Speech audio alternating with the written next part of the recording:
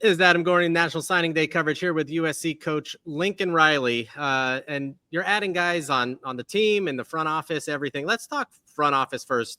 Do you feel like you're getting a jump start a little bit on what is to come in college football and maybe what's already here, just adding a lot of guys, especially, Chad Bowden from Notre Dame? Yeah, no, thanks for having me, Adam. It's been I think kind of a fun process for us, knowing that we were going to make some changes and really revamp, this entire staff and really kind of our entire outlook from a personnel, recruiting, scouting, roster management standpoint. And it's been we've been going through this for a while, trying to find the right person to lead that department. I told somebody the other day, I just actually said at the press conference, like, it's kind of hard.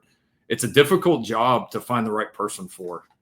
It's, you go far, you want a linebacker coach, right? Well, let's go look at the best linebacker coaches and go interview them and go hire somebody. Like this one, because of all the changes in college football being so new, like finding somebody proven that you feel like can handle all parts of that it's a big deal. And Chad was somebody that, once we were in contact, we felt very strongly about. He felt strongly about USC, about the opportunity to win national championships here, about what we could build and using the obvious advantages that we have here. And was excited about, help coming together to build the program, building a team around him. And it's been a great hire. We couldn't ask for anything better.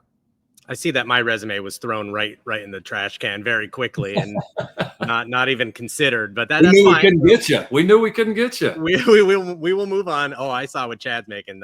It's not even ballpark. Bringing in Rob Ryan, definitely an interesting move. You haven't been hesitant to bring in NFL guys.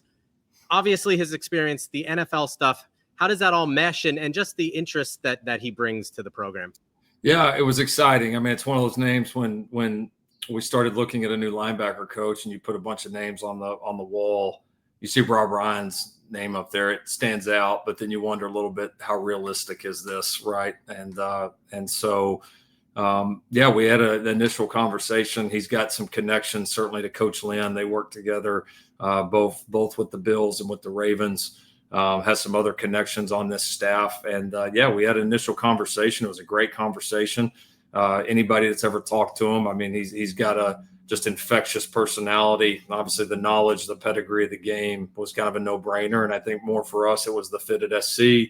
It was the fit in this environment in terms of recruiting and what we felt like he could bring to our program and the staff. And I mean, he I had some questions about that, as did he, and we had a very candid conversation and we both felt great about it, and it came together quickly. And he's something, man. I mean, his experience, his personality, just the vibe he has when he walks in the office every day, like somebody just uplifts the entire organization. You feel that, and not to mention the guy's coached, I think it's 9 Hall of Famers and like 40-something Pro Bowlers just himself. I mean, his reputation, his resume is as good as it gets in football. And so, just another huge piece. I mean, you start to look at, that defensive staff and what we've been able to put together there. It's a special group of guys in that room right now.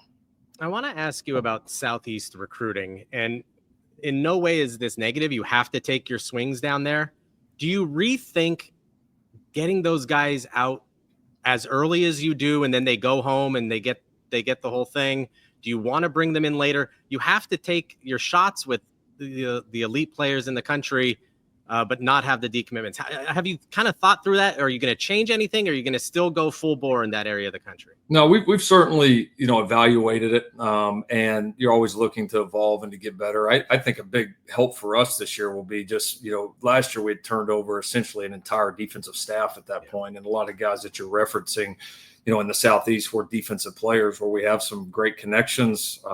We have a lot of guys there that are very interested in coming to SC. But when you've only got guys that have been recruiting them for, at that point, less than a year, those relationships aren't quite as deep as I think they're going to be here for us in the coming years. But yes, we're going to continue to be aggressive. Now, we'll continue to adjust our approach, or as you said, the conversations of when you bring guys out and the timing of all this is always, I think, a part of the discussion and strategy, just like strategizing for a game. And so we always want to get better. We always want to adapt, but we feel like the product that we're, putting together here what this place is and how unique it is kind of in the realm of college football. Like, we feel like we can be aggressive in all parts of the country and go find the best fits for USC.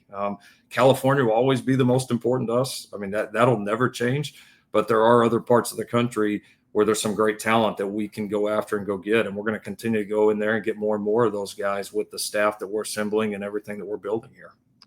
Walk me through a little bit of Jahkeem Stewart's recruitment. I mean, he's a Louisiana kid, and almost always those kids go to LSU. It's no secret.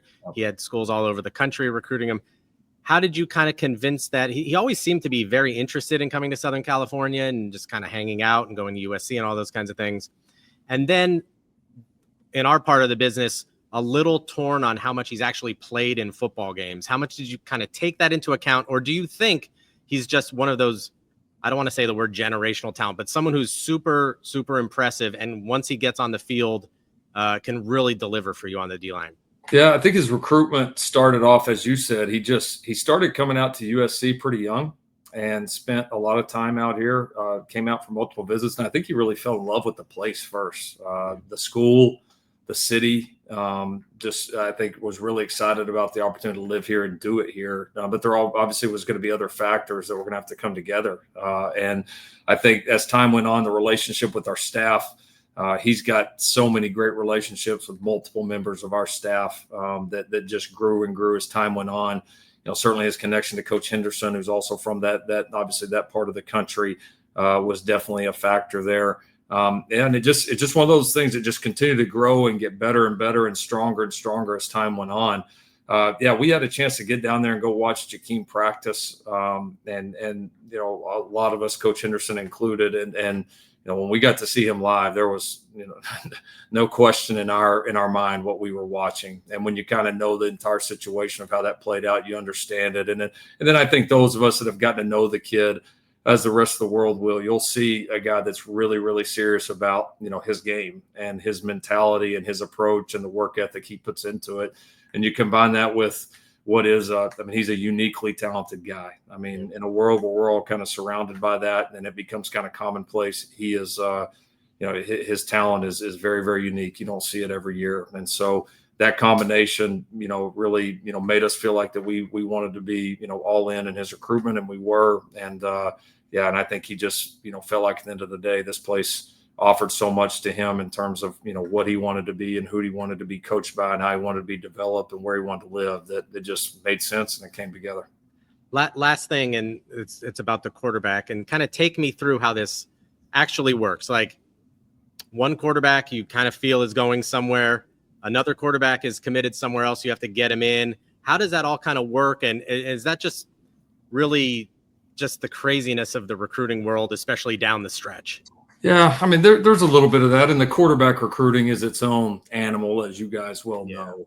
It's just it's a unique thing, and so listen, I've never been the guy that's going to get on and say something negative about another player, this or that. Things evolved, things changed. I will say, as things evolved and changed for us, we felt very strong about Husan Longstreet. The more we were around him, the talent was pretty obvious, but really the intangibles are what really kind of spoke to us, man. The how team oriented he was, how serious he was about his craft, and really prioritizes that. Just his mentality and his willingness to kind of do anything for the team just showed up. And that's, we really value that with our quarterbacks because they all take on a leadership role within your program. And for us, it didn't really become as much about anyone else as more that we wanted Husan to be our quarterback. And as time went on, that became more and more clear to us. And so, we made the moves that we had to make to be able to make that happen. And ultimately, you got to look out for the program and the best interests of it. And obviously having the right quarterback here is a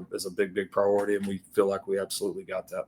I know you could design great plays, but he threw it 68 yards at Polynesian Bowl. So let's see it next year. Okay? Those plays look a lot better with great players executing. That's what matters at the end of the day. And we feel like we got a great one there. That's USC coach Lincoln Riley. Lincoln, thanks so much. You got it. Anytime, Adam.